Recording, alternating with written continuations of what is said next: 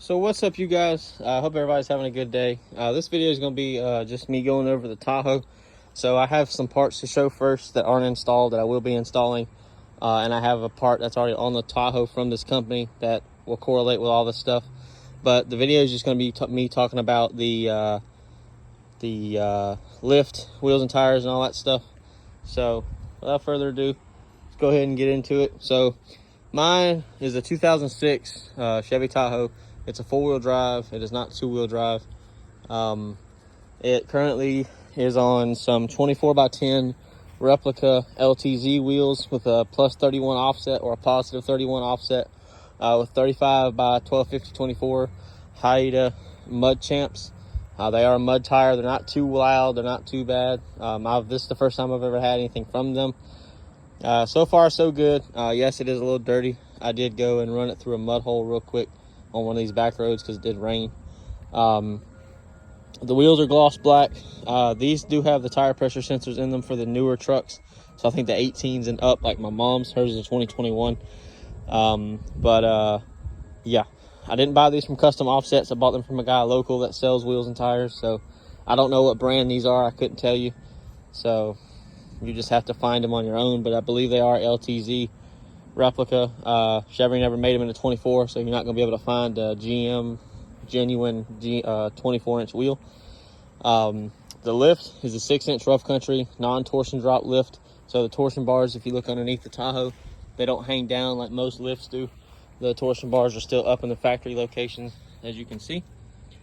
As far as everything else, I have when you option the kit for the Tahoes and all that, they give you two options. You can either get their N2O shocks or their V2 monotubes. I have the V2s. The fronts it comes with, but it does not come with the rears.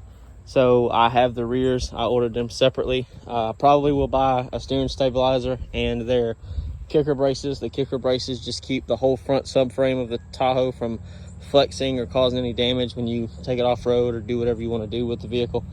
I also have, which these are the parts I'll talk about in a minute. So I have a Spone Performance Panhard bar or track bar, whichever you want to call it. All that bar does is just centers it underneath the Tahoe. So I have that because the factory one was not long enough, and Rough Country does give you a bracket that goes right here that lifts it up a little bit, but I didn't want to use that, and the bracket they gave me was not the one that was in the instructions, but they said it was, even though if you look at the 07 to 13 instructions for the same lift, it shows you the bracket that I received. So I just went ahead and called Spone Performance and asked them if I even needed that bracket, and they said no, not with our bar. So I said okay. So I'll do a complete walk around, but I want to go over these parts first. So these are the rear upper and lower control arms from Spone Performance. They have the spherical joints at the end. You can get these, I think, in all spherical joints. These are the uppers, these are the lowers. They're supposedly all at factory length, so there's nothing special you have to do. And I will tell you, just from past experience, if you're gonna install these, do them one at a time. Don't try to take them all off at once, because then you'll be fighting the rear axle and it'll be swaying back and forth, and you don't want to have to deal with that. But like I said, these should be at the factory length that they need to be at, because right now my drive shaft is at a perfectly straight angle. I mean, a perfectly straight line. There's no bend in the U-joint where the drive shaft's up or down. It's completely straight.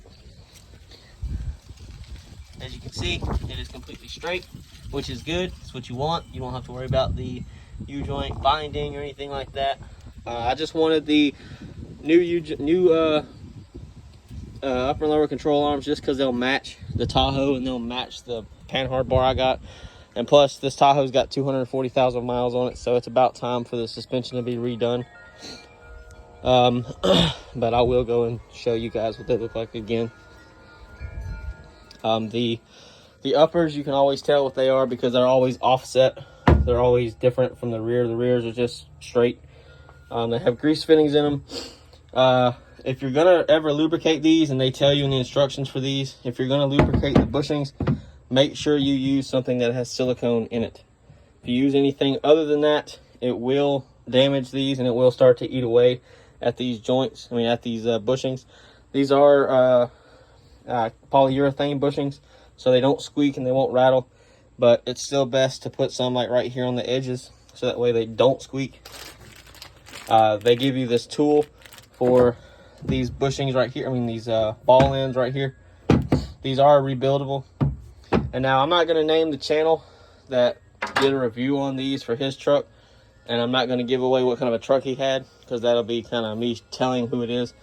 But he bought the same control arms from this company for his truck, and he has a Ram. That's all I'm going to say. The Rams are just like the Tahoes and Suburbans and stuff like that. They have a coil sprung rear suspension, so they have a 4-link with a Panhard bar. Well, he was trying to show that these had really shitty build quality and they didn't last long, blah, blah, blah, whatever. With me talking to the people at Spone, when I asked them about the Panhard bar, they said that if you're going to use your vehicle for mainly road use, you do not need to buy these bars or any of these bars that have the sphere ends on both sides, because it'll make the ride kind of rough and it will wear them out prematurely. So he bought the ones that had them on both ends, and his wore out. So just keep that in mind. I'm not, like I said, I'm not going to, throw him under the bus. I'm not going to name his name. I do know what kind of a truck he had. But I will say, if you're going to drive your vehicle on the road, like I am, because mine does stay on the road 99% of the time, you don't need to buy the control arms that have the rod ends on both sides. They just need to be on one side and one side only, or the sphere ends.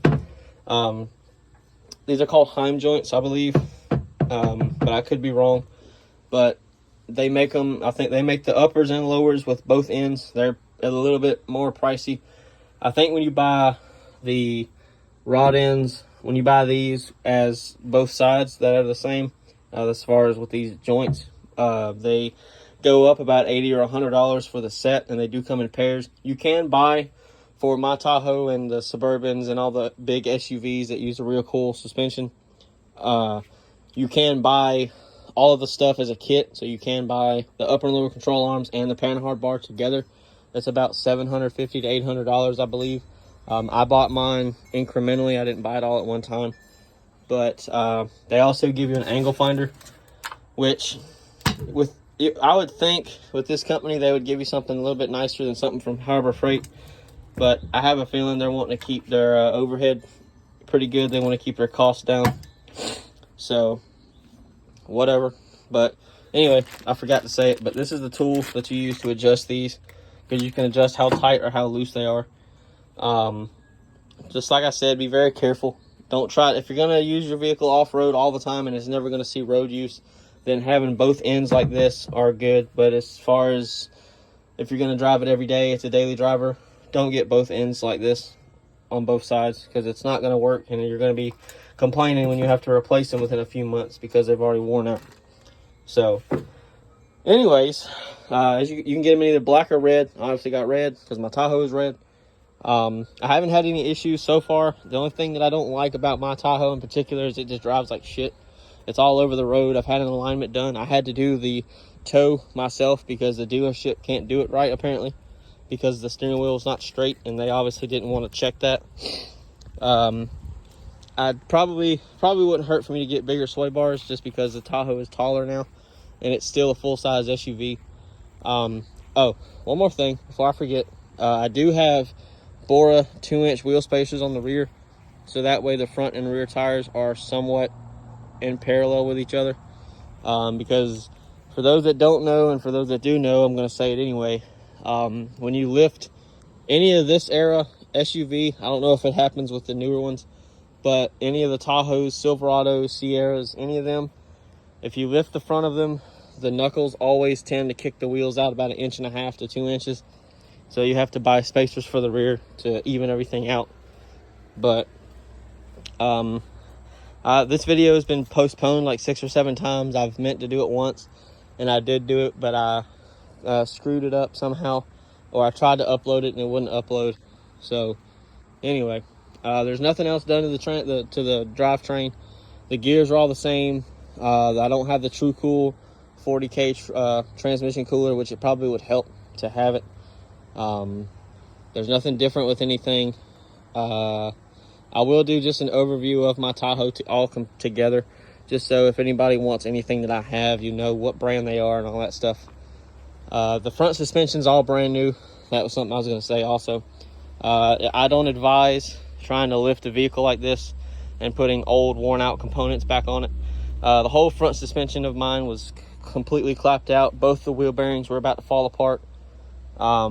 It has new sway bar end links, but those come with the kit, the lift kit. But my whole front end is Moog, except for the wheel bearings. The wheel bearings are Timken. I bought them from Rock Auto. I bought Moog's Problem Solver kit, so everything came assembled. All I had to do is put it in. And it's a smart idea that if you're going to do the lift, you're going to have to take at least the lower control arms off. So you might as well do it all. And then that can give you the time to paint everything, which I haven't done that. I did, but I didn't paint it very well, so it was able to come off with me spraying it with a pressure washer.